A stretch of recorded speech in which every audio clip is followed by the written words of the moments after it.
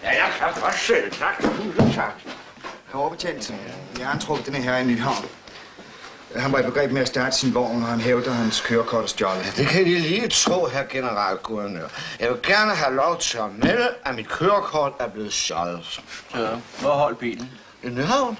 Jeg havde lige været inde og få mig en bid mad, og så kommer jeg ud, og så er vinkortet... kørekortet, ikke? Så stjålet. Væk. Hvor lå det? I lommen. Hvor kan det være stjålet, når det lå i deres lomme? Ja, det var sgu i lommen på bilen, ikke? Hvor holder bilen nu? Lige her udenfor. De har altså ville køre herhen i den tilstand, hvis ikke betjent Jørgensen havde standset dem. Ja, selvfølgelig. De ville med andre ord køre bil, uden at være i besiddelse af kørekort. Og parkere her udenfor, hvor parkering er forbudt. Ja. Og Carlsen, tager lige en rapport. Jeg vil have overbetjent. Hvad er deres navn? Grosser Johan Petersen. Grosserer i hvad? Fjer og kapok. Skal Petersen med D eller T? Ja, det skal det sgu. D eller T? Nå, ja, det må de selv om. Ja, lad os sige T, ikke? T. Født? Ja. Ja, jeg vil sgu nok, de er født, men hvornår? 24. december 1914.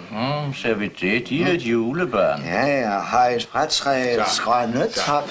Og Carlsen, vil de notere, at den herre har ville køre bil, uden at have kørekort, og har ville parkere på et forbudt sted.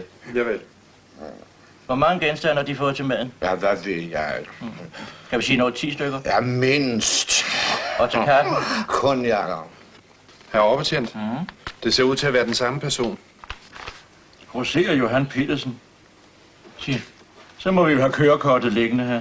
Nå, det er dem, der har stjålet det, hva'? Tag lige at se efter. Jeg vil have overbetjent. Har de et brev eller andet papir på dem, der kan identificere dem? Jo. Det har jeg. Nu hold den.